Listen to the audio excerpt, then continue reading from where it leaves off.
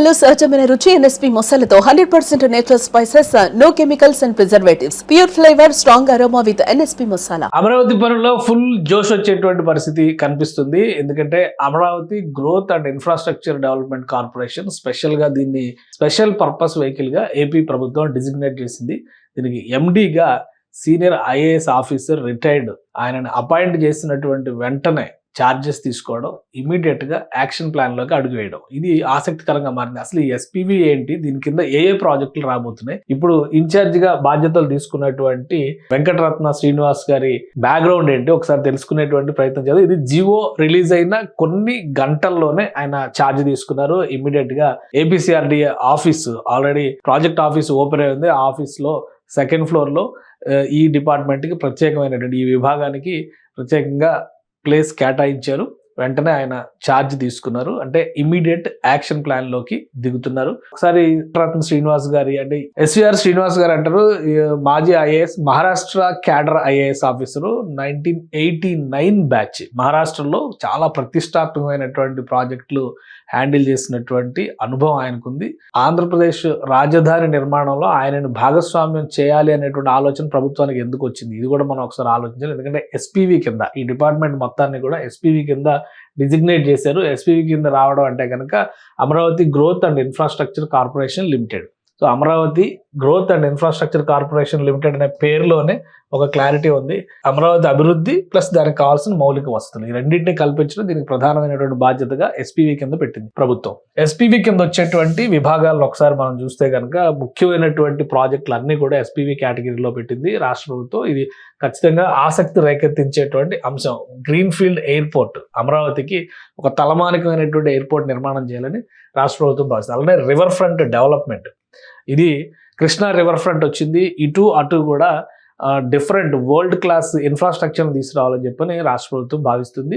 Singapore partnership planning వరకే పరిమితమైంది. గతంలో సింగపూర్ కంపెనీలు ఇందులో ఇన్వాల్వ్ అయినాయి, కానీ జగన్మోహన్ రెడ్డి ప్రభుత్వం వచ్చిన తర్వాత ఆ ఒప్పందాలు రద్దు అవ్వడం, మళ్ళీ వాటిని రివైజ్ చేసేటువంటి అంశం పైన పెద్దగా ఆసక్తి చూపించే కంపెనీలు లేకపోవడం, వీటన్నింటిని దృష్టిలో పెట్టుకుని పక్కన పెట్టిన తర్వాత స్మార్ట్ ఇండస్ట్రీస్కి సంబంధించి ఒక స్పెషల్ జోన్ని డెవలప్ చేయాలని చెప్పని రాష్ట్ర ప్రభుత్వం భావిస్తుంది.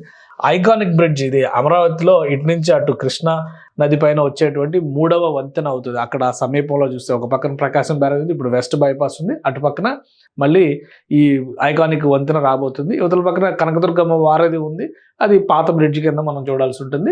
సో ఇక్కడ ఐకానిక్ బ్రిడ్జ్ ఒక డిఫరెంట్ స్ట్రక్చర్ అవుతుంది. దాంతోపాటు sports city already master plan లో ఒక ఏరియాని డిజిగ్నేట్ చేసి పెట్టారు. దాదాపు 5,000 ఎకరాలు, అక్కడ పనులు కూడా ప్రారంభమైంది. దీన్ని world class infrastructure, water games related వీటన్నిటిని దృష్టిలో పెట్టుకుని స్పోర్ట్స్ సిటీని మరింత ఎక్స్పాండ్ చేయాలి, అంతర్జాతీయ స్థాయి నగరంగా మార్చాలనేటువంటి ఒక ఆలోచన ఉంది. దానికోసం స్పెషల్ గా మళ్ళీ ల్యాండ్ ఎక్విజిషన్ కూడా చేస్తున్నారు కాబట్టి దాన్ని కూడా ఈ కేటగిరీలో పెట్టి ఎన్టీఆర్ స్టాట్యూని ప్రతిష్టాత్మకంగా దాదాపు 600 అడుగుల ఎత్తులో ఉండేటువంటి ఎన్టీఆర్ విగ్రహాన్ని ఇక్కడ ఏర్పాటు చేయాలనేటువంటి ఒక ఆలోచన చేస్తున్నారు. దానికి సంబంధించినటువంటి ఇది రోప్ వే ప్రాజెక్టులు కూడా ఏపీకి కేంద్రం గ్రీన్ సిగ్నల్ ఇచ్చింది. రోప్ వే ప్రాజెక్టులు కనుక వస్తే అంటే కనకదుర్గ గుడి నుంచి ఇంద్రకీలాద్రి నుంచి భవానీ ద్వీపం నుంచి అమరావతిలోకి రోప్ వేస్ ని స్ట్రక్చర్ చేయాలనేటువంటి ఒక ఆలోచన ఉంది. దాంతోపాటు ఇన్నర్ రింగ్ రోడ్, ఇది ఆల్రెడీ గెజిట్ ఇచ్చి రెడీగా ఉన్నటువంటిది. ఈ పనులన్నింటిలో ఇమ్మీడియట్ గా ఇంప్లిమెంట్ లోకి రాబోయేది ఇన్నర్ రింగ్ రోడ్డే అవుతుంది. ఎందుకంటే 2018లోనే గెజిట్ ఇచ్చారు, ల్యాండ్ ఎక్విజిషన్ సంబంధించినటువంటి ప్రక్రియను కూడా ప్రారంభించారు, మధ్యలో ఆగిపోయింది. ఇప్పుడు మొత్తం రీస్టార్ట్ చేయాల్సినటువంటి అవసరం. ఇతర ఇన్ఫ్రా ప్రాజెక్ట్స్ కూడా గవర్నమెంట్ సజెస్ట్ చేసి సిఆర్డీఏ ఎండార్స్ చేసి చేయాల్సి ఉంటుంది అన్నమాట. ఇవన్నీ ఆయన చేతిలో పెట్టబోతున్నారు సొంటి వెంకటరత్న శ్రీనివాస్ గారు. ఎస్వీఆర్ శ్రీనివాస్ అని చెప్పని అంటారు. ఆయన చేసినటువంటి ప్రాజెక్టులు, ఆయన చేసినటువంటి ఇవి చూస్తే కనుక ఒకసారి మనకి ఆశ్చర్యం వేస్తుంది. ఎందుకంటే దేశంలోనే ప్రతిష్టాత్మకమైనటువంటి ప్రాజెక్టులుగా భావించే అటల్ సేతు, ఇండియాలోనే లార్జెస్ట్ సీలింక్ బ్రిడ్జ్ అంటారు. ఇది ఎల్ఎన్టీ కంపెనీ నిర్మించింది. సో ఈ అటల్ సేతు నిర్మాణంలో చాలా కీలక పాత్ర పోషించారు శ్రీనివాస్ గారు.